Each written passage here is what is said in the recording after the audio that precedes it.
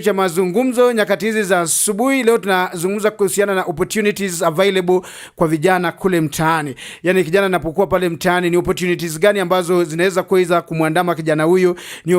Ni sehemu gani ambapo kijana huyo anaweza enda katafuta opportunity ama kwenda kutafuta nafasi za kujiendeleza kikamilifu? Mgeni wetu asubuhi ya leo ni bwana Simon Awene. Simon Awene ni mwanzilishi wa shirika ambalo linafahamika kama Slum Story Youth Network, ambalo linajishughulisha masuala mengi tu ikiwemo masuala ya vijana. Baadaye ameniambia ana nia, lakini hiyo nia tutakuwa tunazungumza baadaye kule. Wacha sasa tuzungumze masuala ya vijana. Ameniambia ana nia, anataka kutafuta uongozi katika wadi fulani hapa jijini Nairobi. Hayo tutakuwa tunazungumza wakati mwafaka ukiweza kufikia. Kwa leo wacha tuzungumze kuhusiana na opportunities ambazo vijana wanaweza wakatap. Yaani wanaweza wakaenda wakachukua na wakaweza kujivunia na kujiendeleza kule mbele. Which are this opportunity? Nawe kijana pia mahali popote ulipo unatusikiliza, unaweza tusikiliza kupitia mitandao zetu za kijamii, Facebook, Twitter, Instagram na vile vile pale katika YouTube. Unaweza katupata vile vile live ili uweze kuzungumza na sisi. Pia katika simu yetu ya moja kwa moja ni 0710606763.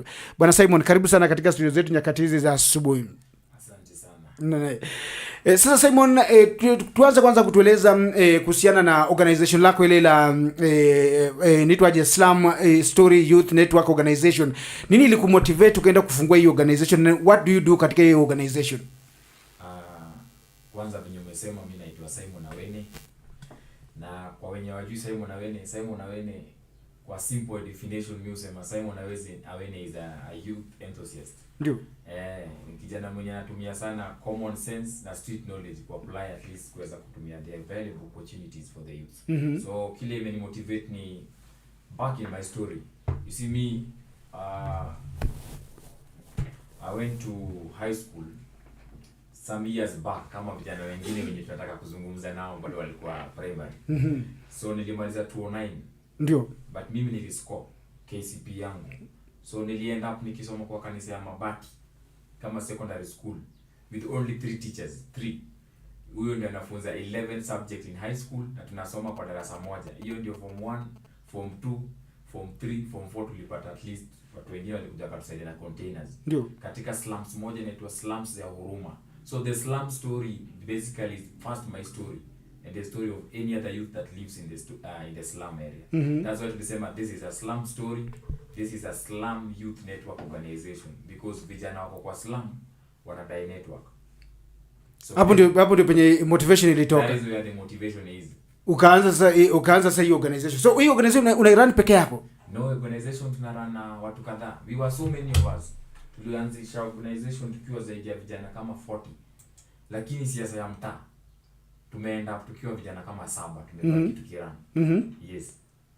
Mlianza kama 40. 40. Yes. 40. So focus na also consistency ya vijana haikuangi. Ndio. So walishindwa the survival of the fittest.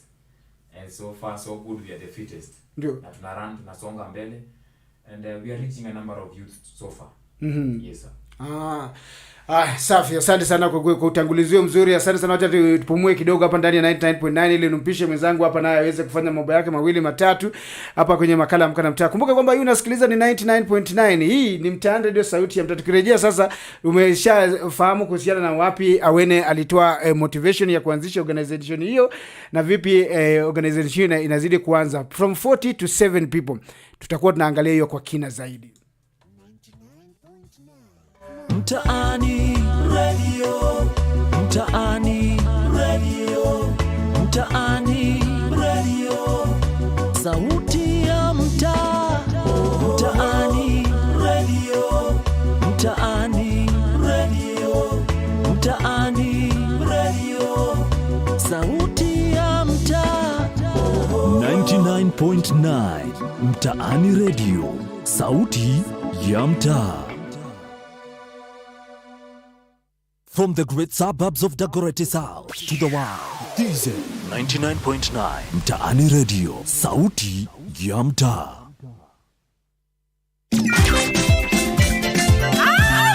Kwa nyimbo za sifa na mahubiri, Gospel Show na Evans Kibe. Mungu ni Mungu tu.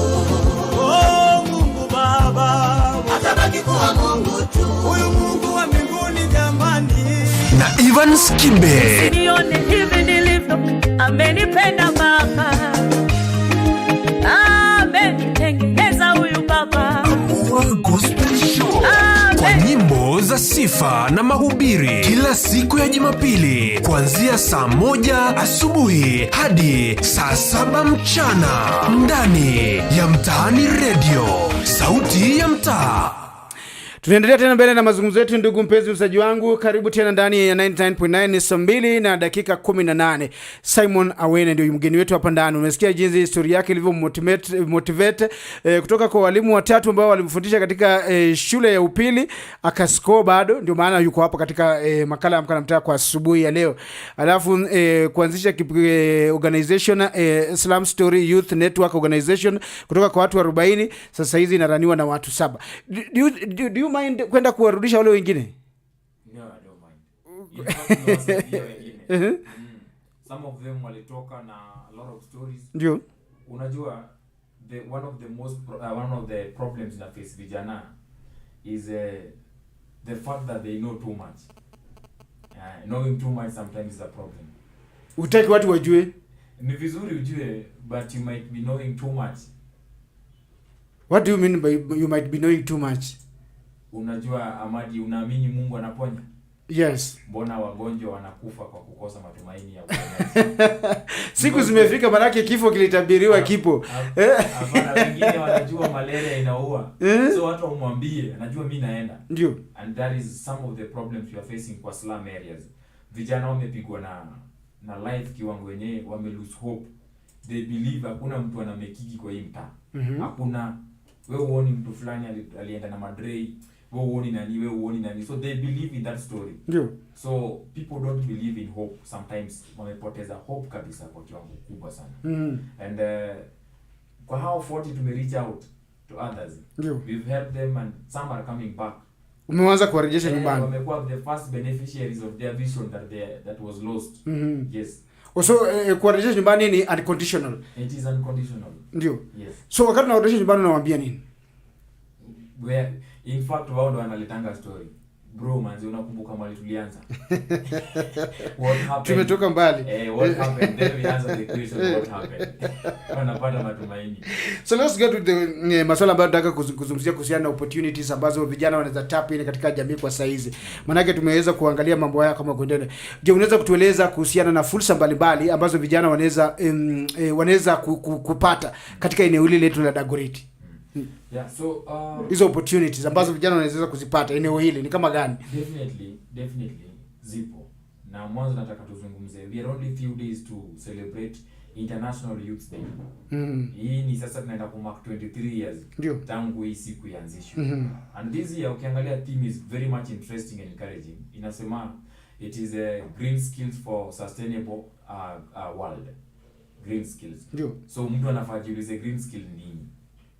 These are the most available opportunities ya vijana wa Dagoretti, anywhere, any other place in Nairobi. Yes. Green skill, what do you mean by green skills? Green skill, definitely ama jamaa wanajaribu kuongea. Ni walami tu. I hope. Wanja mimi ni mzee wa mtaa. Na ni vizuri tuongee lugha ya mtaa. Lugha ya mtaa, green skill ni mambo tu ya environmental conservation hapa. Yaani unajaribu kuambiwa pesa iko kwa uchafu. Enda pale. Pesa iko kwa uchafu. Hiyo ni mahali ambapo tunaenda. Mambo ya tabia, ubadiliko ya tabia nchi. Exactly. Ndio. So can we take the advantage ya hizi uchafu ku make money? Taka ni mali. Ndio. That is the theme, and the theme is really encouraging. Na kila kijana afungue mawazo aione. And it is what we are doing where I'm coming from na any other area in Nairobi. Ndio. Na hiyo ndio focus ya hii mwaka tunaanza kuanzia August mpaka another August 2024. Vijana wote wanahimizwa, tafadhali tuendeni tuwe pesa kwa taka. Kwa hivyo hiyo ndio kitu ambacho unajaribu kuambia vijana, twende tufanye kazi. Tuangalie hapa, tusidharau hii kazi. Tusidharau hii kazi ambayo iko pale. Kwa hivyo hiyo ni one of the opportunity ambayo vijana wanaweza tap in. It is the best opportunity. Look, we are in 2023. Katika hii enzi ya serikali ya Kenya Kwanza, watu wameambiwa wapande miti. After kupanda miti, tunarudi tunaambiwa kuna mambo ya Nairobi rivers, watu wanaenda kusafisha river. From there, now the international theme inarudi kwa taka ni mali. Ndio. What are you as a young man, wewe unajaribu kuelewa nini? Yani ni kitu ambacho kiko within you. Globally. Mpaka mzungu anakuja anasema tafadhali kijana taka ni mali twende tuangalie. Twende tuangalie. Kwa hiyo unaposema taka ni mali, nini ambacho, hebu elimisha huyo kijana aweze kuelewa hii taka ni mali unamaanisha nini? Kile najaribu kumaanisha ni mkiwa vijana 10, for example kama saa hizi ni asubuhi sana. Ukiwa kama vijana 10, instead ya kuamka asubuhi umetafuta job mpaka kutafuta kazi imekuwa kazi. Ndio. Mbona msikae chini mkaregister your own self help group mahali na mtakuwa na team zenu, and one of your team ndio tunajaribu kuambia taka ni mali. Can you look at the environment around you? What do you see that you can change using your own skills? Wewe umeenda shule ama hujaenda shule, that can bring at least a coin in your pocket. Hiyo ndio tunazungumzia. Si mambo mengine. Na that is what I'm doing even for the youth kwa area yangu. Ambia vijana ni aje, kama umekosa tao ya kuregister self help group ama 2000 ama the whatever amount, we bring them, we give them the knowledge that they require to run that self help group. So we train them and we help them to register, and then later on at least wasaidie ku run for a certain time, kama miezi 3, 4, 6, then we leave them. Ndio. Wenyewe waweze kujiendeleza. Yes, waweze. Mtu anaweza kuuliza, je, ni sekta gani zina fursa nyingi zaidi kwa vijana na kwa nini? Kila sekta ina fursa, it depends with your knowledge and interest. For example, Slum Story Youth Network Organization, sisi huwa tunatumia mambo ya sports, tunatumia music and art kuempower vijana. But bado tunapata kuna vijana wako outside the bracket. Ndio. Ndio tunawaambia msee, mahali interest yako iko, use what you like to change your life. Yes, kama ni football, wewe ingia kwa kiwanja. Tuzungumze, tuambie ni aje Simon na Weni, sisi tunaweza pataje opportunity through football kuweza kuchange whatever we are doing, how to make it better. Then we talk about it. Kwa hivyo opportunity ni nyingi sana. Tukizungumzia serikali, kabla tuende pokea taarifa za biashara, serikali au taasisi zile za kibinafsi zinatoa programu ama miradi gani inayolenga kuendeleza vipaji vya vijana? Kama ndivyo, kuna hizo programu kama unaweza kusema, je, wanawezaje kujihusisha kikamilifu? Let me say this. Number one is the willingness of the youth is what is key. Kwa sababu vijana wengi unamchukua mkono unamwambia this is what we want us to do as an organization, lakini kwake as an individual kama kijana haoni kama hiyo kitu ndio fiti kufanya. So we rather go with their interest in the field. So mimi nataka kijana jiulize, ni wewe nini unataka kufanya ili ungependa kusaidiwa kuifanya, tufanye hiyo. Ndio. Itakuwa vigumu zaidi. Itakuwa rahisi sasa hivyo because now we are working with the interest of the youth on ground. Ndio. Yaani unataka ile opportunity ya kijana mwenyewe anakuambia mimi ningependa tufanye hivi. Kuna wenye walikuja juzi, we talked with them. They say Simon, tunataka kwenda trials ya ball. Tukaongea na coach wa Sofapaka anaitwa Uma. Very jamaa mmoja influential sana. Kaambia amka nao vijana saa 12 wakuje pale Isili. Tupige zoezi. Lakini Uma aliondoka Sofapaka. Trials, aliondoka hivi majuzi. Yes. Kuna academy moja sana moto sana. Ndio. Say bring them. Tukaenda siku ya kwanza wakaambiwa waende siku 3, wengine wakashindwa kuamka. Nyinyi mlitaka kuwamaliza bana. Mnapeleka vijana asubuhi. Umeshindwa kuamka. Vijana wengi kuamka ni tatizo. Discipline. Again it comes to discipline. Anyway, mpenzi msaji wangu, acha tuchukue break fupi hapa ndani ya 99.9. Nakumbuka kwamba tunazungumza kuhusiana na opportunities ambazo zipo kwa vijana ambao vijana wanaweza kutumia ili kuweza kujiendeleza. Kwa vijana wenye shauku ya kujiajiri au kuanzisha biashara, je, kuna mikopo au ruzuku ambayo inapatikana kusaidia kuanzisha kwa biashara kama hizo? Zipo. As we speak right now, najua vijana wengi walipiga kura. For example, let me talk about that. Tuko na Uwezo Fund. But the only problem we are having, these funds create awareness kwa vijana mtaani. Unapata mtu mmoja alikuwa handpicked, akawekwa yeye ndio chairman wa hiyo pesa. He doesn't even talk, he's not even influential. Hayuko Facebook, hayuko WhatsApp, sasa hizi vijana wako kwa mtandao. He's not even talking. Ukimpata yeye na flows. But now only thing is the Uwezo Fund is now available, for example. But how do you qualify for such funds? You have to be in a group again. You have to save, you have to prove that yenyewe sisi tuko kwa kikundi na tunawekanga hata kama 10 bob per month. Ndio. Now why mbona vijana wengi hawapati hizo opportunities? Because hawa mavijana wako tayari kusave because of lack of trust among themselves. So if they were asked, can you provide your saving documents, enda kwa bank mtengeneze bank statement. Hakuna kitu. Wako na certificate yenye haina bank account. Now ask me, where do you want to get money if you are having a plan but hauna mahali pa kuwekewa pesa? Hizi certificates kila kijana analalia. Wako nazo sasa. True. And look at Kenya. Why do we have embassies actually? Because mimi natoka Karura ward. And most of the embassies ziko huko area za Runda, Muthaiga, wapi. What are the roles of these embassies in our life? Hizi ni kuleta uhusiano mzuri baina ya hizo nchi na sisi wenyewe wa Kenya. Ndio. How many youths hapa hivi satellite ama hapa hivi Kawangware ama anywhere hapa hivi Ruta wenye wameenda kwa any embassy wakafanya proposal? Ni kijana mgani huyo? And I want to ask you a question. Mbona tuko na so many organizations in Kibra compared to Kawangware ama hizi areas zingine? What is the problem? Unasema wale wanaandika sana proposal. Sana. Kwa sababu walijikubali wako kwa shida and they want to be exposed. Now they have been exposed to a lot of opportunities and they are working. After every 100 meters in Kibra kuna youth group. Hii area nataka tuzunguke. Vijana pigeni simu tusikie. How many youth groups and what are you doing? And what are some of the challenges? Ni saa 2:30 Afrika Mashariki. Wacha tupate taarifa za biashara na mwenzangu Mlati Patrick hapa ndani ya 99.9. Tunarejea na mengi zaidi. Tunazungumza na Bwana Simon kuhusiana na opportunities available kwa vijana humu nchini. Kuja chini na tutafanya kazi na nyinyi kwa sababu hiyo pesa ambao wametupatia tunawaambia pia watupatie zaidi. Biashara yangu sasa ni hii materials, vibeti, loose cover, bado za kuvalisha viti, neti za ukuta. Na kama material natoa Tanzania, hizi vitambaa na nunua hapa Kamkunji, alafu sasa nauza. Kama Monday nachuanga naenda Wangige, Jumanne naenda Kabangwale, Wednesday naenda Madikiti. Challenge yenye tunapata saa zingine upate mahindi bei iko juu, ama ukuje sasa umepata mahindi, hiyo mahindi yenye uko nayo makaa sasa ukikuja unapata na bei kali. Sisi raia tunaumia bure na pesa ziko tunashikwa na kanjo hapa, tunatoa ushuru, biashara tunakata license, sasa tunashindwa. Hatutaki mtu alale njaa aseme mali yake imeharibiwa. Sasa hii tunaona biashara inaendelea kuwa mzuri. Huo msimu wa mvua tulikuwa tunanunua vitu bei kali. Pesa lako Mtaani Radio Biashara. Naam, hujambo na karibu katika habari zetu za biashara, ikiwa ni mida ya 2:30. Jina langu ni Mlati Patrick.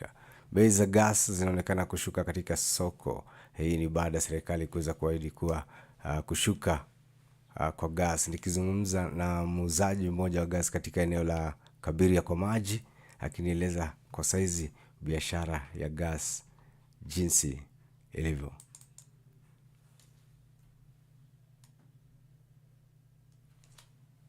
Kwa jina yangu ni Steven, nauza gas hapa kwa maji. Duka yangu inaitwa Prime Gas. Sasa hii uzaji wa gas si mbaya, bado customer wanarudi. Kunao walikuwa wamepotea kwa jiko, lakini sasa hivi wamerudi. Kwa hivyo naweza sema upande wa kuinuka upande wa gas imeinuka mauzaji upande wa kuuza. Bei ikiwa juu wanapotelea kwa jia zingine. Either kwa koko, jiko, stove. Hizo bei za gas ambapo pia wananchi wanaonyesha furaha yao. Manake kwa sasa bei za gas zimeshuka. Na biashara ya electronics inaonekana kuwa na changamoto si haba wakati huu uchumi ni mbaya. Martin ni mhudumu wa duka la electronics hapa mtaa wa Kabiria, akinieleza changamoto wanazopitia wakati huu uchumi wa nchi hauko salama. Martin hapa Kabiria karibu na petrol station kuna duka hapa inaitwa Beam Best Electricals and M-Pesa. So tunauza vitu kama accessories, tunauza spare parts za TV, za maufa, za radio, na tunauza electronics zingine tu kama hizo za steam, hizo za bulbs hizo.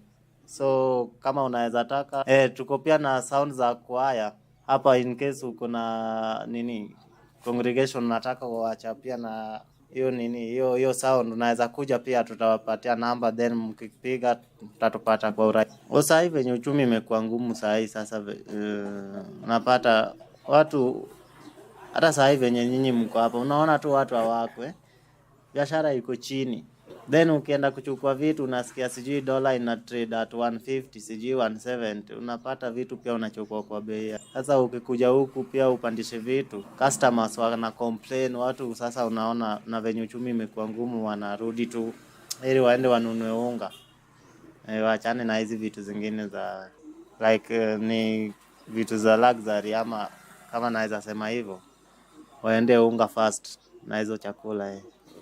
Namba ya duka ni 0722 363 340. Kitaka kitu naweza call up, kitaka kwaya sound, kitaka kuchukua anything, call up tu, utatupata live and direct, tutakuletea moja kwa moja.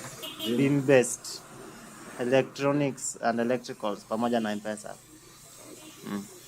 Changamoto ya vijana ambao wanafanya kazi katika maduka ya electronics, wasema kuwa mwananchi amebadili vitu vya kifahari kuviweka kando na kuweza kuweka ama kuweza kuangalia chakula kwanza kama unga.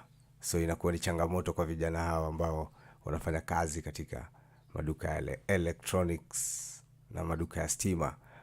Katibu wa baraza la mawaziri la uchukuzi atakuwa na mamlaka ya kuweka vikwazo kwenye nauli za bei kwa magari ya utumishi wa umma PSVs katika mapendekezo ya mabadiliko ya sheria, katika hatua ambayo itawekwa jimbo kwenye mkondo wa mgongano na wawekezaji wa kibinafsi.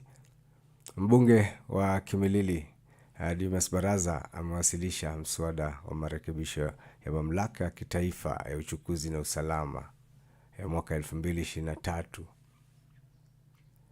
Iwapo itaidhinishwa na bunge la kitaifa, marekebisho hayo yatampa waziri wa mamlaka ya uchukuzi kuweka nauli za chini kabisa na za juu zaidi zinazotozwa na PSV zinazotumia njia mbalimbali kote nchini. Kwa sasa matatu hupanga bei zao kulingana na njia wanazotumia, hali ya hewa, hasa jijini Nairobi, umbali saa za mchana, bei ya mafuta na mambo mengi yanayozingatia kwa kupuuza desturi iliyoonelewa ama inayotumiwa na waendeshaji kushinda ushindani. Kufika hapo nafika mwisho wa habari zetu za biashara. Ungana na mwenzangu mida saa 8:30, saa 11:30 katika habari zingine za biashara. Jina langu ni Mlati Patrick, na uwe na siku njema. Ninataka pesa. Mahitaji yameshazidi, pesa nazo hazitoshi. Mtaani Radio Biashara 99.9. Mtaani Radio, Mtaani Radio, Mtaani Radio, sauti ya mtaa. Mtaani Radio, Mtaani Radio, Mtaani Radio, sauti ya mtaa. 99.9 Mtaani Radio, sauti ya mtaa. Alright, msikilizaji wangu, tena tunazidi kusonga mbele na makala Amka na Mtaa, ikiwa ni saa 2 na dakika 36 Afrika Mashariki. Bado tunazungumza na Bwana Simon ambaye anatupa mwelekeo ama maelezo kuhusiana na opportunities ambazo zinapatikana kwa vijana na hisia zake na jinsi vipi vijana pia wanaweza kuweza kujiendeleza. Tumeangazia kuhusiana na vijana, kuhusiana na mikopo na mambo mengine. Maybe tukicatch up kwa hiyo point ya mikopo na pesa ambazo umesema zimetengewa vijana, na kumjua kwamba kuna hustler fund, kuna hizo youth fund, kuna nini, kuna pesa nyingi kule mitaani. Nini tunahitaji kufanya sasa? I think mostly vijana wanafaa ku develop positive vibe around hizi pesa. Ni amana sana. Number 1, you do not need to go to an election kwa election, kwa station, kwa voting station, vote a leader, leave to your house and start complaining there. Unajua vijana wengi wanapiga kura wanasema tunakungoja miaka 5 si kidogo, usimngoje. Ndio. Mimi usema aliye juu, kwa Kiswahili mnasemanga aliye juu mngoje chini. Hapana, mimi usema usimngoje chini. Wewe panda naye umkute huko juu. Because kama mheshimiwa alikuja mtaani kwako kuomba kura and he's not coming, why don't you get there? The reason why I'm saying all this is not because of politics. Ni kwa sababu ya For example, let's talk about the opportunities around the women rep office. The women rep office have been given an opportunity to give grants to the youth, not loan, grants. And every constituency contributes 7 million to the kitty women rep. So your MP contributes 7 million to the women rep, and then you get nothing from that money. Na hii pesa si yake, hii pesa ni yako, ni yangu. And hii ni grant, hii si loan. Kwa vijana mnaogopa kuendia loan, hii ni grant naongelea. Then why don't you go mpaka jiulize hii area reruta, uliza kila mtu hapa area, nani ashaenda kamit na women rep kwa ofisi yake one on one. Ambia kiongozi, si tumekuja, this is our registered certificate, this is our business proposal, tumekosa 1,100. It's a grant you are going to be given. Go to the constituency office, the Uwezo Fund, the patron is the MP. Ask these people difficult questions around our lives, because whatever we are going through is not that easy. Si kitu inafurahisha wasi. Unless, and mi uambia mse, do not sit down there and wait for somebody somewhere whom you don't know to do something for you. Do not live in jeopardy. Wewe amka, fanya hiyo kitu. Kama ni kuenda kwa hiyo ofisi, usiseme tio mdozi anakuanga, mheshimiwa anakuanga ameweka mtu wake hapa. Wewe ukisikia tu ako mahali kwa hiyo ofisi yake, go there. Ndio. Fika pale. Piga ni kelele, mwambie we are here, we are not living and we are not mad, we are not drunkards. Tumekuja hapa na agenda na tunataka kuona kiongozi atusaidie kwa ABCD. If it is training, go to the youth office, youth fund office. Ongea na the youth fund director wa your sub county. Mwambie tungependa kupata hii knowledge. You know, for the youth fund it works differently. You have to be trained, na watu wanalipa hiyo training fee ya 2,000 1,000 per group. As per group sasa. Yes, per group. Ndio. Kama hamna hiyo chapa, huyo mtu ni binadamu, we mkute. Unaelewa? We mkute. Ongea na yeye, tungependa kupata hii maelezo kuhusu hii chapa. Then apply. Most of these government funds are interest free.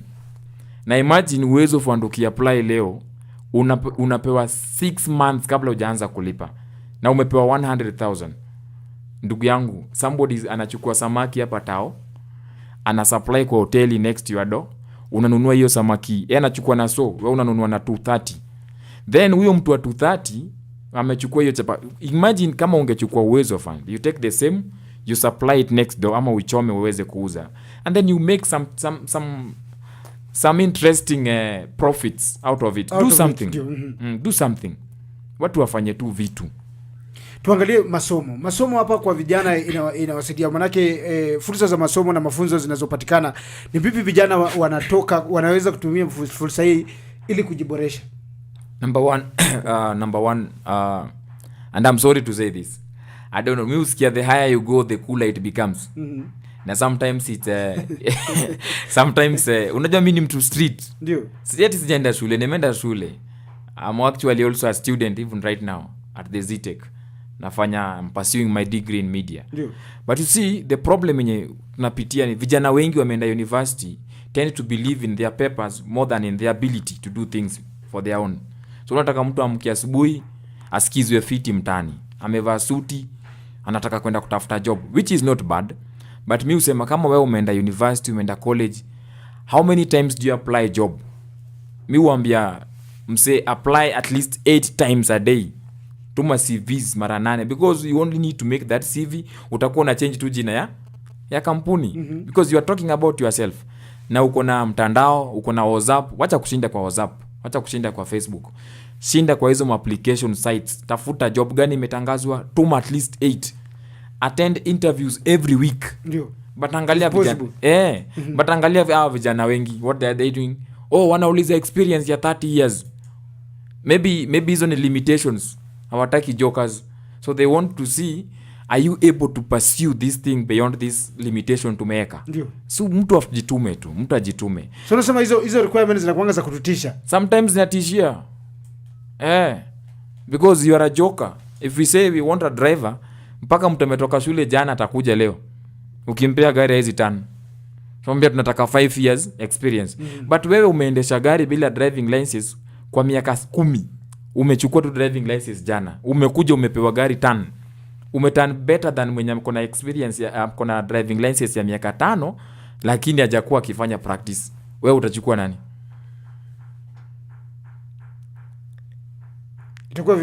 itakuwa vigumu sana. Hapa requirement nasema hivi, lakini mwenye ameperform ni huyu. Kwa ground vitu ni different kabisa. Unasema kwa ground mambo itakuwa imekata. Kwa hivyo sasa unasema elimu bila kuipractice haitakusaidia. Mafunzo za anuai, maana wengi tunasema tunataka kwenda vyuo vikuu, the white collars courses na everything. Mbona tusiende katika mafunzo za anuai? For me it depends. Mimi nimekuwa na wazungu wengine walikuwa wananisaidia when I was growing, walinisponsor shule. They said in USA, ilikuwa huko Portland, Oregon, he said in USA if your family is a farming family then you will continue with that generation as a farming family. So kama nyinyi mnakuanga farmers kama mwenye alinisponsor alikuwa mkulima wa ginger, wao wanalima tangawizi. Wameishi wakilima hizo tangawizi hata wakikuja kutusaidia hapa Kenya. So sometimes wanatuambia kuja US ukienda unapelekwa kwa shamba. Tulilima matangawizi huko mpaka najiuliza hey buda siningenda tu kwetu hapa nilime tangawizi.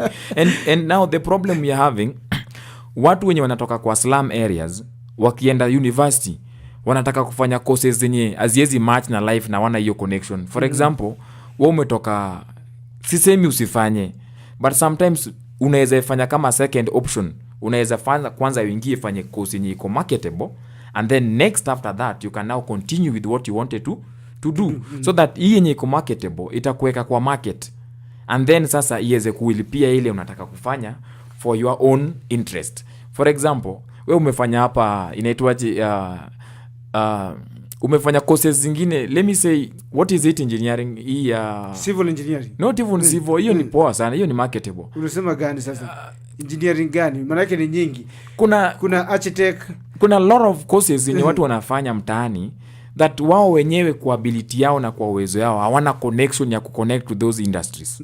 Unaelewa? Nilikuwa nasikia rais wa Uganda siku moja Museveni akizungumzia about studying women and whatever nini. Sisi kama uliona hiyo clip. Alikuwa anauliza where will you get employment with this? Yeah.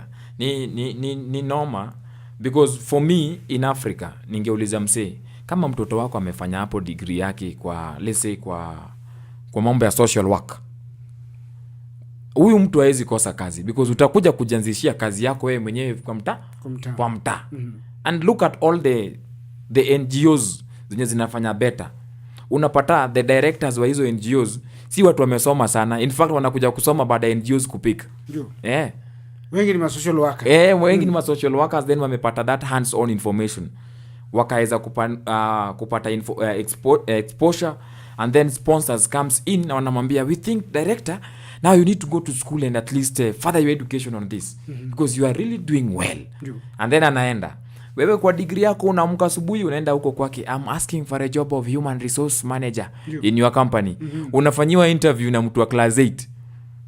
And then that's why hatujai kuwa na balances kwa most of the companies because the bosses have ideas but did not attain the required knowledge as you.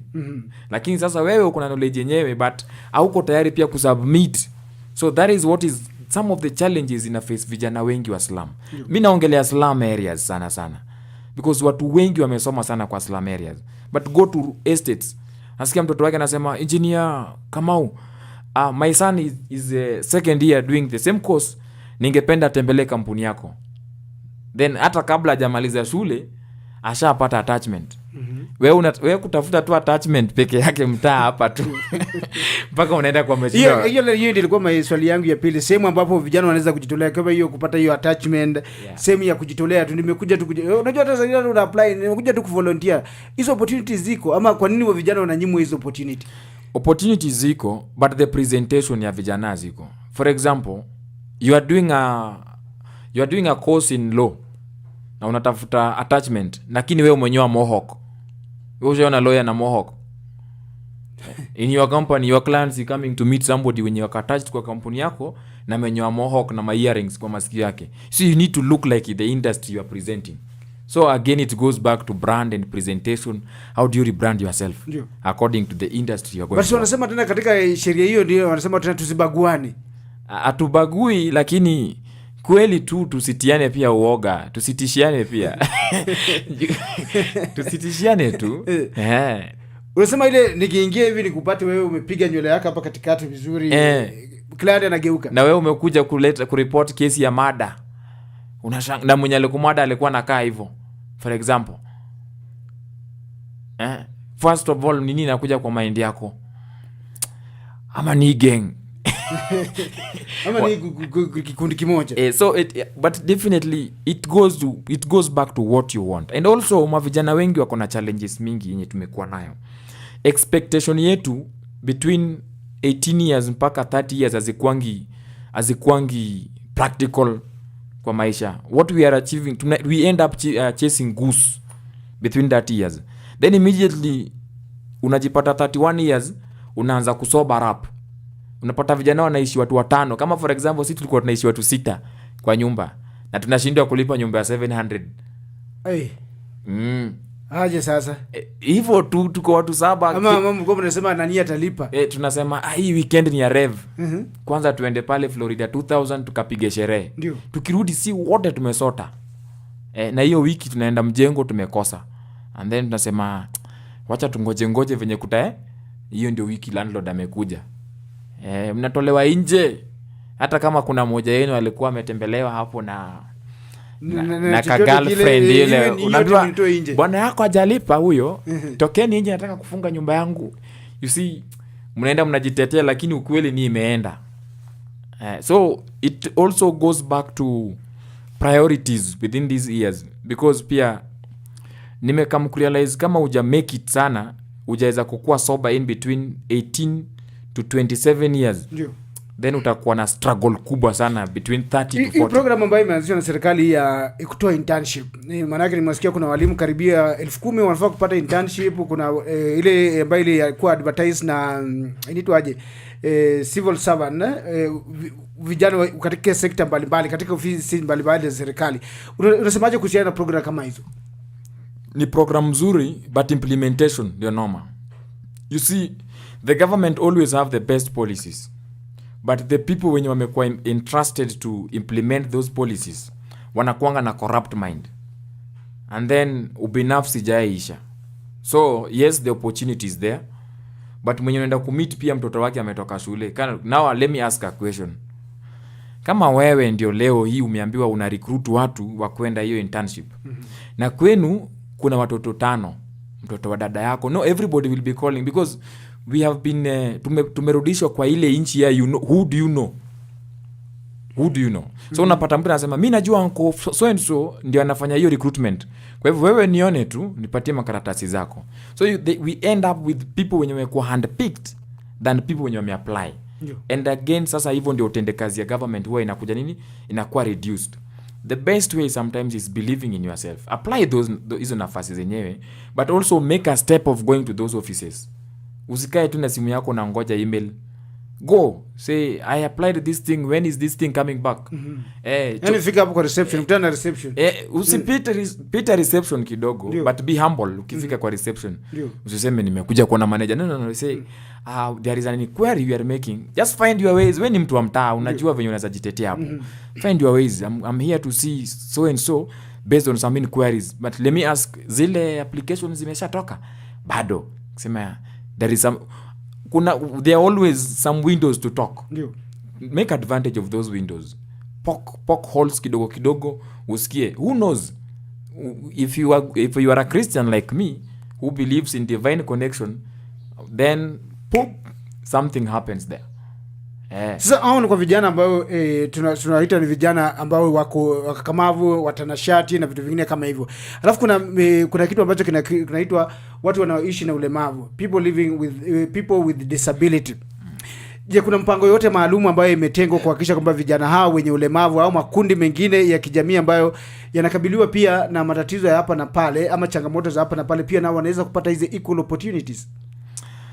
Yeah, there is a platform there, but now it is only really pity na inauma sana when it comes to such questions, kwa sababu ya wale watu wanaishi na ulemavu wamechukuliwa advantage of sana.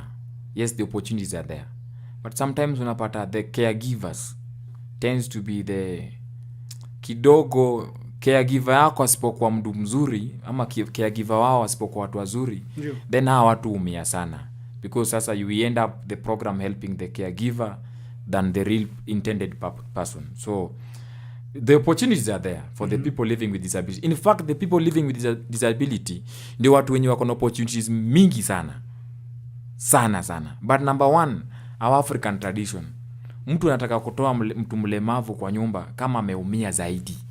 Unaelewa? Kwa sema watu, this is a curse, watu watatuangaliaje? So by the time anatoa huyu mtoto nje, watu waweze kujua kuhusu huyu mtoto ashakuwa affected sana. So by the time anaenda, most of the people kwa hizi slum areas wako na people living with disability wenye wako registered, and for you to be helped, ama huyu mtoto wako ama huyo kijana wako ama huyo mzazi wako aweze kuwa helped, lazima ukuwe registered na ukuwe na hiyo card ya people PWDs. Without that, having that card ni noma sana. Ni noma. Yeah. Once now you have that card, it means the government have your record. So kitu ikitoka inakuja na itakufikia. Lakini kama huna hiyo card, itakuwa ngumu sana wewe kusaidika. So nilikuwa nasikia hiyo kadi na mambo mengi zaidi. Mtu anaweza kuwa amepata tu ajali, ameumia mguu au yuko na plaster, anaendea kadi. So wakati mguu unapona unarejea kama kawaida, hataki kurudisha kadi. Sasa ilikuwa nasikia hiyo kadi na mambo mengi sana. Majuzi hivi nilikuwa nahudhuria warsha moja na ilikuwa inazungumza sana kuhusiana na hiyo kadi. As in who exactly need to be given that card? A person, that is a story for another day. Yeah. But you see the reason why it's also having, ukiangalia in terms of business, kufanya biashara ama kwa mambo ya katika sekta ya biashara, the people living with disability wamepewa priority kubwa sana. Do you know a person living with disability ana import things tax free? Yeah. And I think that is now a topic for another day. Na I think hapo ndo inafanya hiyo competition ya mambo ya kurudisha hiyo kadi na kwa ngumu, because sasa wewe ulipi ushuru. Nani anataka kulipa ushuru Kenya? Lakini sasa the real person ambaye sasa ni person with disability ana hiyo uwezo. Ana hiyo uwezo kufanya. Pengine mtu anatumia hiyo nini gani? Pengine tukimalizia, maana naona tumesalia dakika kama 3-4-5 hivi. Ni ushauri gani ungeweza kutoa kwa vijana wanaotafuta fursa lakini wanakabiliwa na kukataa ama kukata tamaa au kutojiamini au kutojulikana? Mostly mimi nimekuwa nikidili na youth wenye kwa music sana, because mimi nilikuwa background yangu pia imekuwa music from Homeboys 2010 nikiwa DJ huko. Ndio. Na nilikuja nikanyoa, and I want to tell the youth, nilikuwa na shuka na plate nywele yangu nyuma, masikio yangu ndo hizi nimetoboa na nowadays siziweki. Kwa hivyo hizi vitu zilikuwa kwa wakati zao na ziliniwestia pia a lot of time, because ile field niko saa hizi sihitaji hizo vitu. So I've ended up serving a different field. So ni vizuri sana watoto wetu wakimaliza shule, hawa vijana ukiwa mzazi. Nini kutuma kabisa ndio unyoe? Ni ile sector nilijipata nikiwa more official than venye nilikuwa nafikiria. Ndio. Yes. So you see, even in media stations kuna departments. Sio celeb tu. Na pia nimekuja kuamini pia unaweza kuwa very simple celeb. Si lazima ikweli simple celeb, because you are doing also other businesses outside your celebrity. So you are using your influence to do other business, ikulete biashara. Yeah. So ningependa kuongea na mavijana wengi sana, presentation yetu jakuwa fiti hapa nje. Alafu pia behavior yetu whenever we are meeting with the watu wenye wanaweza tusaidia. Watu unataka kuhandle a private investor kama mwanasiasa, venye unaendanga kuangorea. Tuwe usikii tuko watu hapa 20 malizie tuende. Usikia mtu anakuongelesha hivyo kwa kampuni yako, kwa ofisi, and you are the CEO. You are sitting there like, where are you? Kwani uliamwaje? So our language, our presentation na ordinary mingi watu waachane nayo. We appreciate every humble opportunity that we get, even ya kufagia, even ya kuosha. We use that one as a stepping stone to a greater level. Yeah. If we do that one, I'm 100% sure Mungu uwezi ukamuitisha mkate ya kupee mawe. Now most of the youths usikae tu hapo mtaani useme I'm waiting for somebody somewhere. This is always my message. Do not just sit down there. Do not live in jeopardy. Yeah. Ati nangoja mtu mahali, mtu mwenye hata ujui itafanywa tu. Kwani hizi vitu zitafanywa na nani? Paka unapata mtu ana complain juu chafu yeye mwenyewe alitupa kwa mlango yake hajachukuliwa. So who are you waiting to come and pick that thing? Who are you waiting to come and pick that thing? Kitu ambacho mwenyewe umejiwekea. Kitu ambacho wewe mwenyewe umejiwekea. Ndio. And we can start doing this. Mimi najiuliza vijana, mbona hujafikiria ku-own exhauster ya kubeba takataka, ya kubeba choo kwa mtaa? Lakini mtu mwingine anakuja nalipa almost 20,000 kuja kubeba choo yako. Kila baada ya miezi 2-3. You ask a youth, which business would you like to start? Tukipata 200,000 bana tununue lori. ama tununue sijui vitu gani hizi. So they want to go big but do not want to start small and make more and make more money. There is power in humble beginning. Watu waanze chini, jikubali venye uko. The moment umeshajikubali venye uko hivyo, challenge yourself. That is now leadership. Challenge yourself to be a better person. Jiangalie kwa kio today. The person you are going to see in that mirror, ongea na huyo ndio mtu atabadilisha maisha yako. Sio mheshimiwa wala sio investor mwenye anakuja na ndege. Lakini start with that person you will see in that mirror. Ndio. And that person is you. And that person is you yourself. Yaani ukisimama kwa mirror uangalie usaidie mirror na waanze kuongelesha huyo person. Wewe ongea na huyo mtu. Na umuulize maswali. Na umuulize maswali ambayo hajaweza kutokezea. Pengine tunapomalizia nikuulize swali langu la mwisho. Hisia zako za mwisho kuhusiana na mada hii leo. Najua muda wetu ndio umetamatika kwa dakika 1:30 actually. Hisia zako za mwisho tunapomalizia kipindi hiki, ungepita kama vijana wachukue nini nyumbani? Mimi mostly hisia yangu ya mwisho ni vijana, take advantage of any available opportunity. Take advantage of any available opportunity. Number one, watu wengi wenye wamekuwa wakifanya kazi ya scrap metal ya kitambo are the today's millionaires. Mambo ya kusanya tu takataka chuma hivi wanaeka pamoja. Leo hii show me mtu mwenye alianzisha kazi ya scrap metal 5 years ago mwenye hana gari mtaani. Nionyeshe mtu mwenye alianzisha kazi ya kupanda maua mwenye hana gari mtaani na hana nyumba. Nionyeshe mtu mwenye just go for those beginning job mwenye anauza hapa hivi Ngong Road. Mwenye anauza manyiwa mwenye hana gari na ameuza for 5 years. So it means it goes back to consistency and humble beginning. Anzisha chini na ukue consistent, then you will go big. Asante sana bwana Simon Awene ambaye ni mwanzilishi wa Slum Story Youth Network Organization, shirika ambalo linashughulika na matakwa mengi zaidi zinazokumbana na vijana pale mtaani. Atakuwa anakuja hapa mara kwa mara tuweze kuzungumzia masuala ambazo opportunities ambazo vijana wanaweza kupata, na nimekuambia hapo awali kwamba anakimezea mate sehemu fulani. Hiyo tutakuja kuzungumza wakati fulani mambo yakiwa sawa. Yaani wakati tutakuwa katika ule mood. Katika hii mood ya saizi ni mood ya kuchapa kazi. Mimi naitwa Mzee Mzima. Kamati ya Mate imekuwa hari na fahari kuandamana nawe. Unaweza kufuatilia mazungumzo hayo pia katika mitandao zetu za